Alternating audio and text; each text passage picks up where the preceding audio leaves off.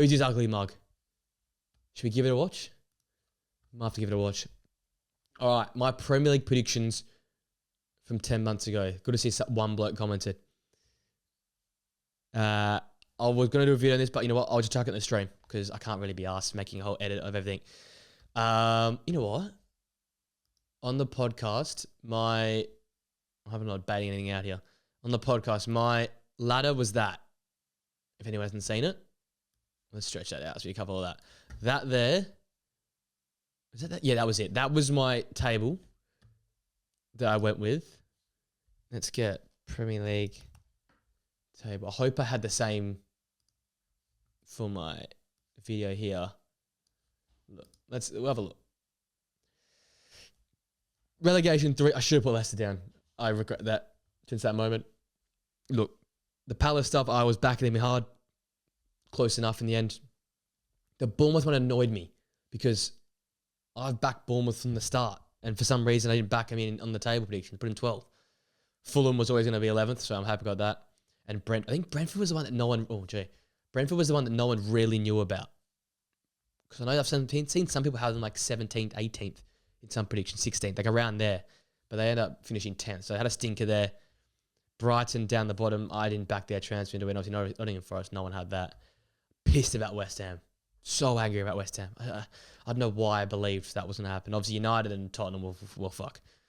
That's a stinker. But look, not my best work. Worse than last season. Because if we go to last season, I had... This is what I had last year. Sheffield United had bang on. Luton close enough. Had Wolves going down. And have Burnley 14th. Fucking hell. He's trying to be niche and like nerdy and like watch the championship, watch Burnley players. I'm like, yeah, but Burnley will be fine. Good signings. I don't know what. Next year, I swear to God, I'm putting all three up, going straight down. I'm not doing that again. All right, Tottenham was the one this year that they were sort of did better under Ange, 5th, had them 8th. United, my belief in this club continues to... I remember 4th back-to-back years since doing this podcast and should never do that ever again. 8th is probably the best we can probably get next season.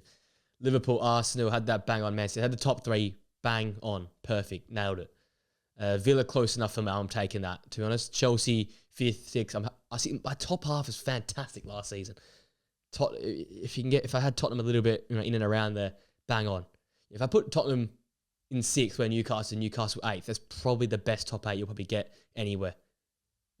Brighton fell off a little bit. Wonder why I had all the signings for Forest. That's why I had them there. Had Everton just staying up. They ended up just cruising at the end. Bit devo about that. Where'd I have Wolves? Where had Wolves? Oh, Wolves going down. Man, my hatred for Wolves is crazy. Yeah, stinker. Look, yeah, it's better than season 24-25, but I've had 2 stinky years. But let's go to this video of my Prem predictions. I think it's like goal scorers I did.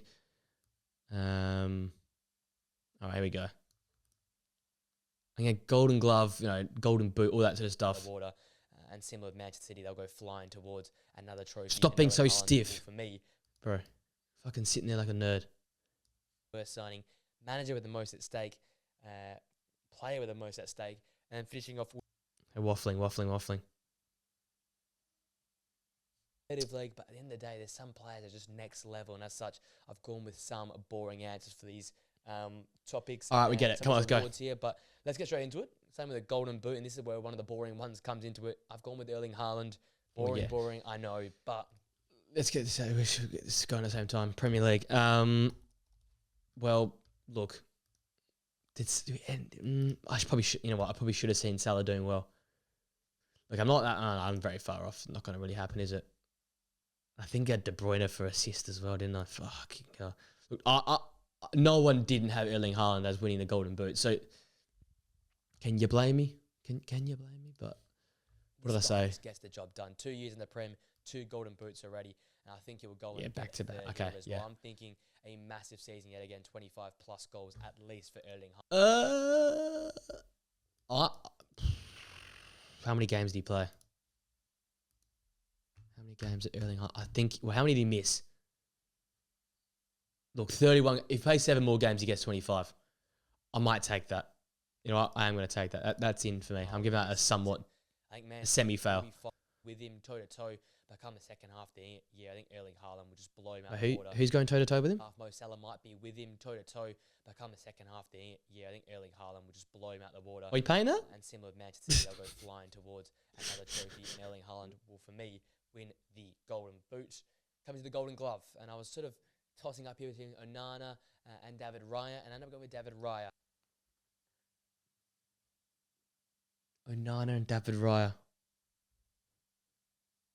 Oh, fucking hell. Onana and David Raya.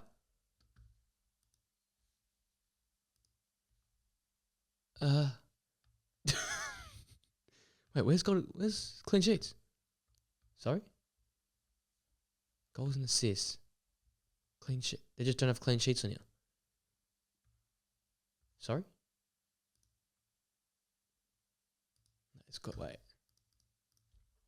Premier League. Clean sheets. 25. All right. Let's see how wrong I was. Onana. Am I fucking disabled? Look, David Raya wins it. So, I know Matt Sells. Fuck that off.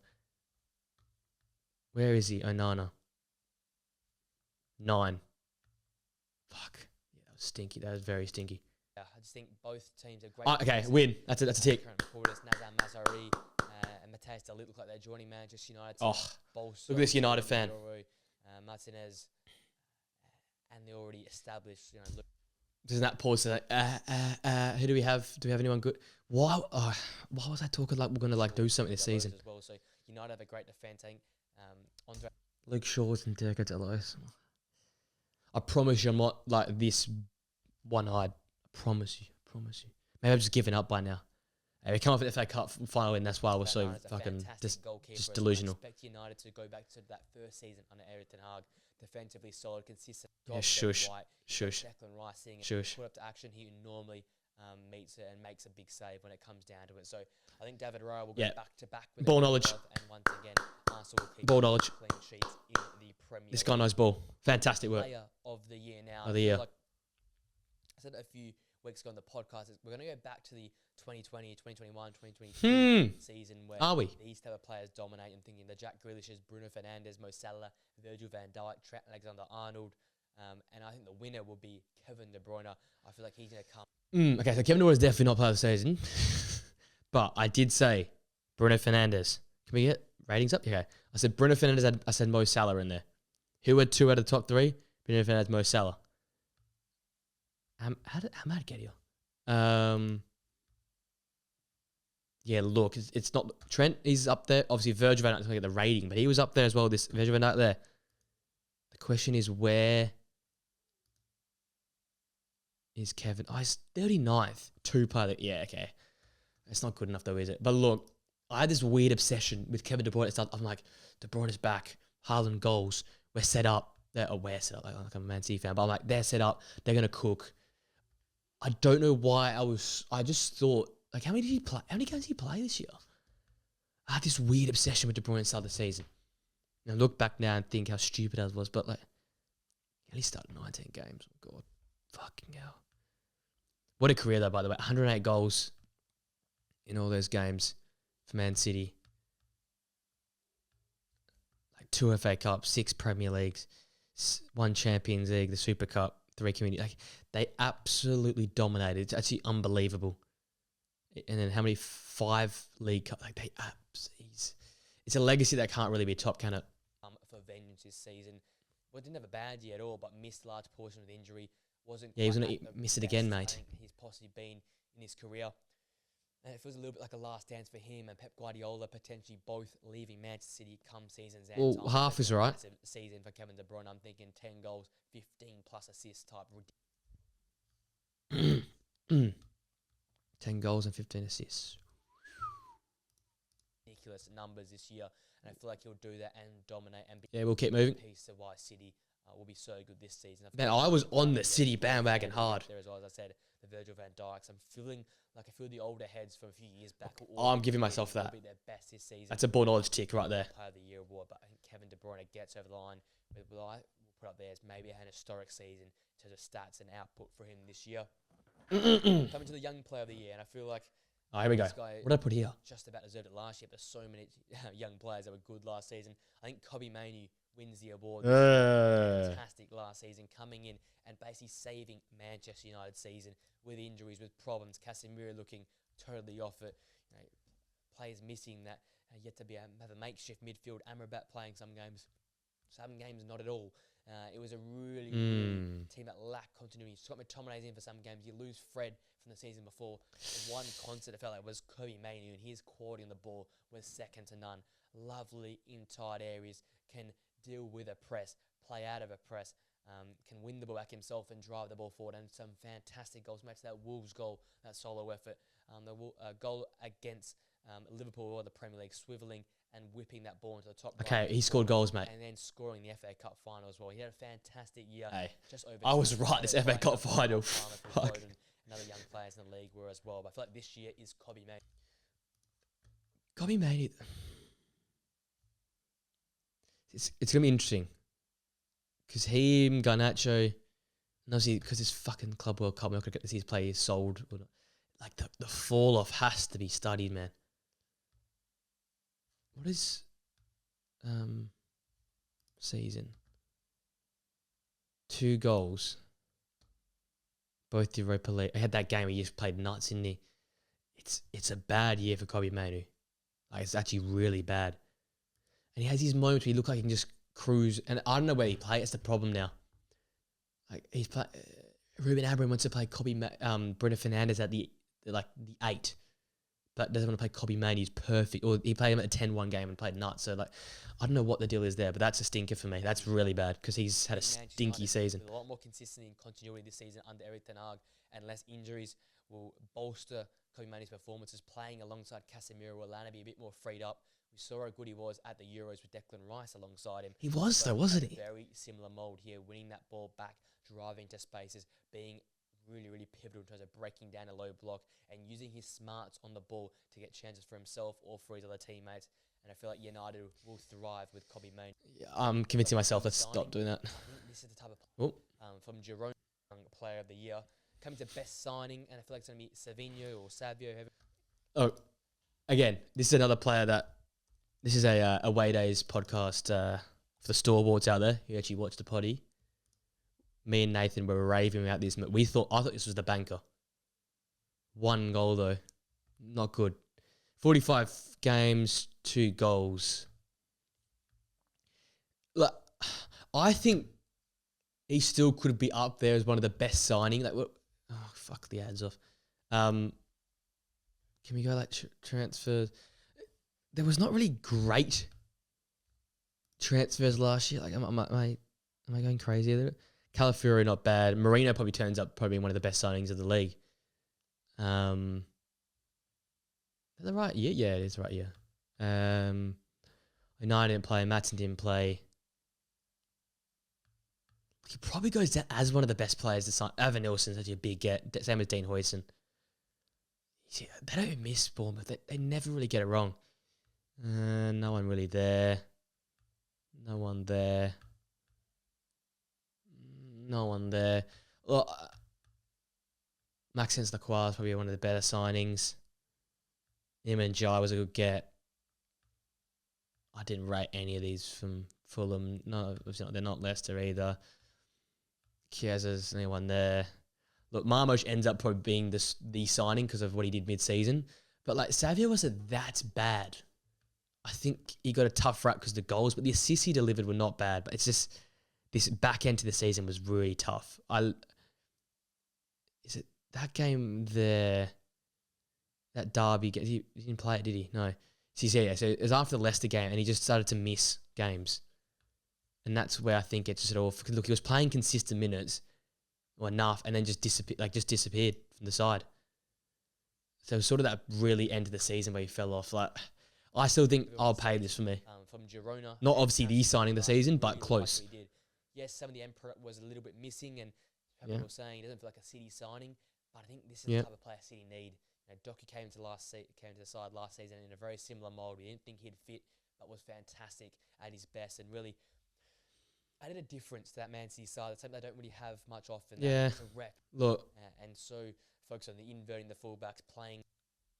stop waffling. But Ireland's not that bad. It's going to be a very hard team to flourish in there. Right. So it's going to be hard to really keep your spot.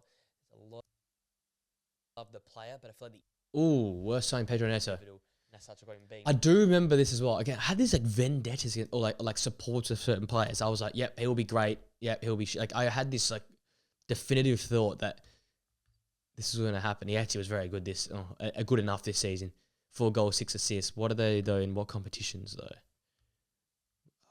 I'm so bad at using this fucking thing. Yeah, 4 goals, 6. It's not too bad for Premier League stuff. And he always felt like the best forward out to the Palmer this season. So that's a stinker for me. I think he had a quite a good year. Oh, here you go. Here's the big plot twist, ladies and gentlemen. Done. Do I think he'll be sacked first? And no. I think probably the first manager. Well, here we go. What did I say here? Was it Ten Hag? 11 Ten Hag, and when he does, last season I feel like is a bit of a bypass because of all the injuries and all the problems going on, not only in the club but outside the club, and with the players and players not at the club. It was all a bit of a shambles. This year looks a little bit better. Stop gaslighting yourself, bro. Some great signings, focus on the football, and that's, I think, the pressure will be on him to get the job done. Do I think he'll be sacked first? No. I think probably the first manager to be sacked this season for me will probably be Enzo Maresca. I think the Chelsea job is just walking into a death trap in many regards. I think there's just too much going on. 40 players at the club. I don't know how. This is before the sales. Names and these egos, and I feel like he's just a man walking a tightrope, and I feel like it won't end well for him there. As I think he'll be the first manager sacked, unfortunately. I just don't think Chelsea will be as good as everyone thinks they will this season. Obviously, them struggle already in pre-season. It takes a while for the manager to get to know his players and the players to get to know the style of football the manager wants to implement. So, starting again under another manager, 5th. Was Ten Hag the first manager sacked?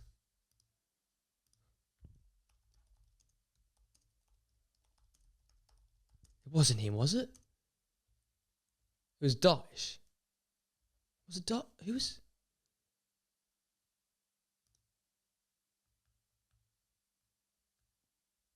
It was Erik Ten Hag. Oh shit! Yeah, okay, that's a stinker. I had it. I said it. I think in the last 3 years, just do you want to go with it? He'll fail at Chelsea, the first Wow. one sacked. And on a similar note, player with the most at stake, someone I touched on the 5 players to watch this season, Enzo Fernandez. I think this has been one of the greatest wastes of money of all time. We've got some great, poor transfers in the history of football. This one might be underspoken about. Came off a fantastic World Cup for a lot of money. Supposed to revolutionise our midfield with Chelsea, especially that more modern day midfielder that can defend and carry the ball forward. Is a bit of a bully in midfield, but is that centrepiece, that cog that gets the team turning over. But I reckon I could name 8 or 9 players that do a better job than Enzo Fernandez does in that position. And I think he's so important. Him alongside Caicedo. See, I know what I'm saying here because I think I still sort of believe this, that he's still so important for them. I said it throughout the whole season, all the prediction videos, if you would have watched them, I always said how important he was for this side, but he actually performed this season. So am I right there? That like he had the most at stake and he delivered? Because Palmer wasn't the same Palmer which was last year.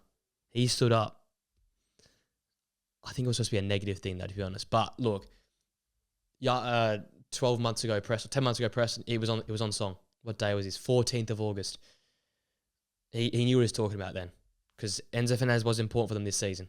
And he did deliver. So I agree with that. So no one's talked about how much money they spent. Yeah, okay, mate. Quickly here, obviously, if you'd watched the podcast, you know how I've put together my ladder. But just reiterating it, my relegation side's gone. Ipswich has finished bottom. I just think Kieran McKenna found out with his style of football. We've seen this. The company last year. I respect managers that go after the game and try and stick to their philosophy, but doesn't quite work. And Ipswich just don't have any real Premier League proven talent to go and do what well said, mate. Do in the Premier League. I said in the podcast, Luton brought across Townsend and the loanee from Man City, like Adebayo, and also Ross Barkley, Alfie Doughty. Drop some names, bang, Side. bang, ball knowledge, Talent, the best players. Oh, If mate. not brought any Premier League proven or Premier League quality players, and that's how I think they'll struggle. They'll finish bottom. I think Southampton will finish second bottom. I mean, the squad. Oh, if I flip them around, There's some exciting talent there, some young players, but again, similar with Russell Martin, has not experienced the Premier League. I think it'll be a real just rude awakening when they get there. They're not quite ready. They scrape through the championship playoff. They were not really consistent throughout the championship season. Good work. Great. Best in the championship, yet they still came up. So I think that squad's still lacking in areas. Ben Burton Diaz is a great signing. There's some good players in that group. I think Ben Burton Diaz again for the Premier League. Well, for me, Everton's a surprise team that you might not expect. I got them going down as well. Shit. Sean Dyche, his philosophy and way of football and defensive counter-attack styles is slowly fading out, and the margin for error every season gets smaller and smaller to play that style of football and still win games. I will still say this at this point in time. I think that's true. I think that's the way football's going. And he was sacked, and they were down there when he got sacked. So if it wasn't for David Moyes, I think I continue to say this on the podcast. If it wasn't for David Moyes, they probably would have gone down. So I'm going to give myself that. All these teams think they'll be okay. I've already seen all this. Be amongst mid-table. That next sort of group, Wolves 13th, Bournemouth 12th, Fulham 11th, and Crystal Palace 10th. Again, all teams in very similar moulds. Wolves probably closer to going and joining the other bottom bunch. Gary O'Neill hasn't made much signings at the current point in time to replace Pedro Neto. Gary O'Neill comes back, and like Geds comes back as well. There's no real clinical number 9. Hwang Hee-chan was going to be the big man for them, try and get all the job done. I'm hoping Strand Larson wasn't signed back then, because that has been just lazy research for me. Because he was actually incredible. He was nuts this season. Let's go to the top end. Come on. Down without Lopetegui was leaving the club. Not many signings were made. Yet Gary O'Neill got over the line last year. I feel like okay, cool. Done. Wolves. Come on. Palhinha is the big loss, but I think Scott McTominay should be going to Fulham. They'll shore up a few. Scott McTominay to Fulham. Cover off for Adarabioyo and Tim Ream. I think it'll be just more of a consolidation season for them, and they need to rely on Muniz to score goals consistently, or Raul Jimenez to find the back of there to find that form from 3 to 4 years ago before that really sad head injury for him. And for me, Crystal Palace under Oliver Glasner continue to rise up the table and finish 10th this season. Not quite in that top 9 pack, who I think... like I said, that's bang on. That's close. Flip them around, and all of a sudden you're looking pretty good. Like that Brighton one's a stinky one, though, isn't it? Let's go to the big boys. I think they've got a good enough squad. With Ange's style of football, it's going to be very draining in them, especially with Champions League football. I think they won't be able to... Okay, let's just go to the top. Let's listen to this shit. Van Dijk will hold it down. Trent Alexander-Arnold will hold it down. Had so many problems with injuries last season. If they get Zubimendi alongside Alexis McAllister... Zubimendi, wow. In midfields in the Premier League, they're definitely going for number 6. I love seeing Alexis McAllister in a number 8 role. Still got They never got number 6, did they? All right, but I'm going to say something here. They're definitely going for number 6. I love seeing Alexis McAllister in a number 8 role. You still got Gravenberch and Szoboszlai, who need to be improved from last season. Look, Gravenberch didn't improve. He went skyrocketed. But Szoboszlai's a funny one. So Wirtz has come. We'll talk about that at the end of the live stream, I think. But look, it's going to be a tough old 2025, 26 for Szoboszlai, because I think he'll become a bench player. And I'll probably talk about... quickly here. It's going to be interesting for Liverpool and him, because I don't know what they're going to do with him, because he was supposed to go up this season. He's supposed to like skip on and kick on and show what he's all about. And I still think he's invaluable to this team. And the stats don't really show what he does, because he presses, he gets his energy. 6 goals, 6 assists, 29 starts though. Like, look, it's not bad in terms of 8 goals, 8 assists this season, 6 and 6 in the Prem, 1 and 1 in Champions League. It's not too bad in terms of stats and numbers. But I think people want more. People wanting like 10 goals, 10 assists minimum. But he's that pressing type of player. That's why I think he's made for the bench in this team, in this new team. But look, we'll have to wait and see. But I'm dropping knowledge here. A real danger this season. They'll be in the title race last year, but not quite the top 2. Arsenal in second. I think they're another fantastic team. Arteta's really great, but they're not Man City and Pep Guardiola. I think will just be crazy this year. As I sort of mentioned already, Erling Haaland will dominate. I think Kevin De Bruyne will be back to his best. You've got that back four that's so versatile. John Stones, Diaz, Akanji. This never worked. This never happened. Walker. And the guys can throw Rico Lewis, Oscar Bob. Wait. So versatile. John Stones, Diaz, Akanji, Vardiol, Ake, Walker. And that guy's down as he's thinking, fuck. Future me's spawned into current me, and he's thinking like Akanji, right here, right? Ake, Walker, and He just looks down. He's like, oh, fuck, I fucked it. The Yeah. nice I should have known. Oscar Bob looked fantastic. in Oscar the Bob's season. shit. Looks like they're trusting in McAtee as well. Yeah, that So happened. much talent. Roger doesn't lose games of football. Oh, he got injured. Great signing. They'll dominate the league and they'll run away with it a little bit. I'm just thinking All right. Well, what am I going to say? 6+ point differential at the top of the league this season. I think they're going to be that good this season. Don't get me wrong, Liverpool and Arsenal will push them for most of the year, but I think they'll stretch their legs and show why they're the best team in Europe and the best team in the world, Man City. So got Man City winning it, Arsenal in second, Liverpool in third, United in fourth, with Villa fifth, Tottenham sixth, and West Ham seventh. And then the bottom Worse three, and Everton, worse. Southampton, Ipswich for me. And just revising all the other. Oh, yeah, there it is. That's that big scrum I'm making. Golden Boot Haaland. Failure. Glove. Raya. Tick. Player of the Year. De Bruyne. Double cross. Koyamani. Triple cross for Young Player of the Year. Best signing Slovenia. I'm going to give myself a neutral. I think that's a stock answer. Worst signing Neto. Stinker. Most manager most at stake though. Eric Ten Hag. Ball knowledge again. That's great for me. Most at stake is a player Enzo Fernandez. I might give myself a tick for that. Because he had a little at stake, be delivered. So, look, there's my recap of my Premier League prediction for the start of the season. Not the best, but neither the worst either.